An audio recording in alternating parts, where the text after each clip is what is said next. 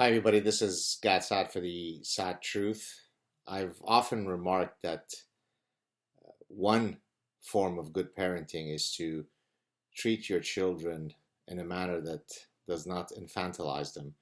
Of course, you're their parent. Of course, there should be a boundary in terms of your respective roles in that dynamic, but you should foster their intellectual curiosity. You should speak to them as though at times you were speaking to an adult, of course, adjusting for whatever age they're at. And so, in line with that uh, parental ethos, I was just walking back with my family from a walk we took to our local cafe, and my daughter and I were chatting about rules of causality. Does phenomenon A cause phenomenon B, or does phenomenon B cause phenomenon A?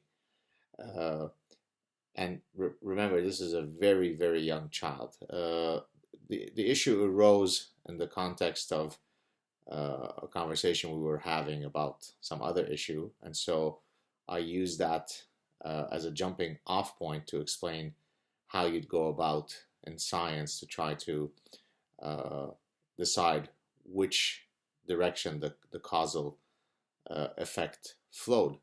And so to explain this phenomenon, I used the following example, which, by the way, I'll bring up again when I discuss the tragic demise of Anthony Bourdain, and you'll see in a second why.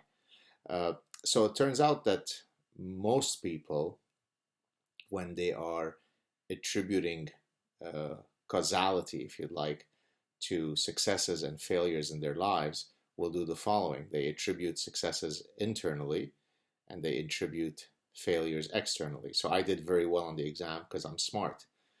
I did very poorly on the exam because the professor is an idiot who doesn't know how to teach. So I attribute the success internally and I attribute the failure externally. And in a sense, this offers us a protective psychological shield because, well, it allows us to protect our sense of self, our egos. Now, there's one group that doesn't commit that particular attributional style.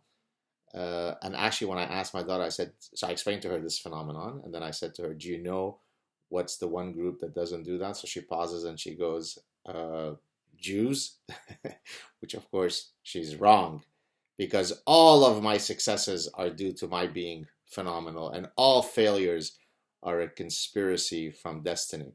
No, but in all seriousness, it was a good guess on her part, but no. Can you think who are the set of people who don't do that?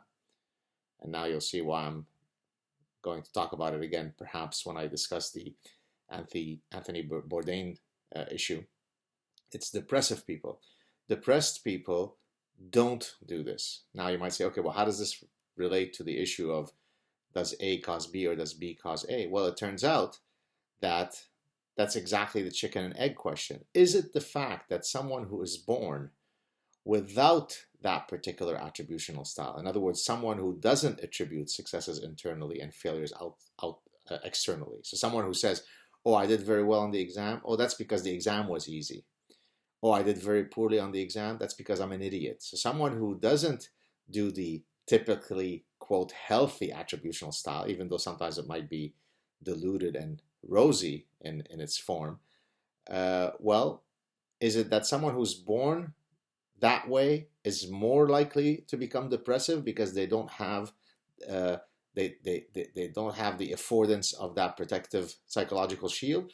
Or is it that once you become depressed, then your attributional child changes? So that's exactly the A causes B or B causes A.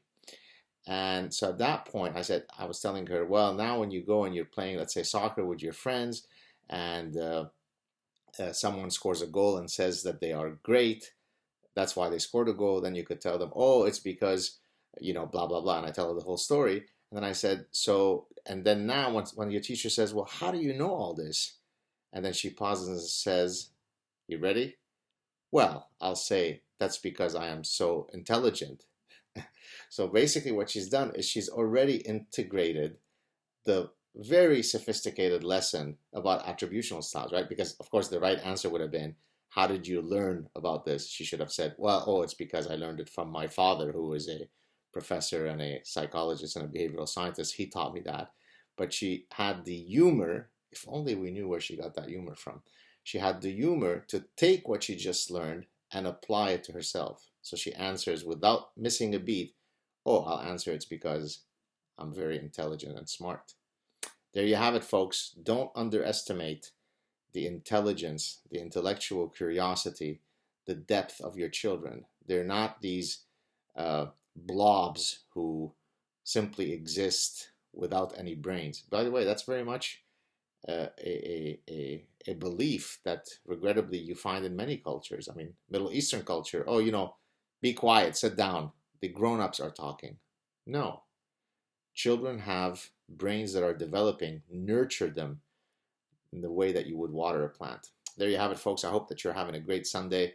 I am hoping to finish the Anthony Bourdain, and where I'll be discussing his demise in the context of the evolutionary roots of mental disorders. Talk to you soon. Ciao.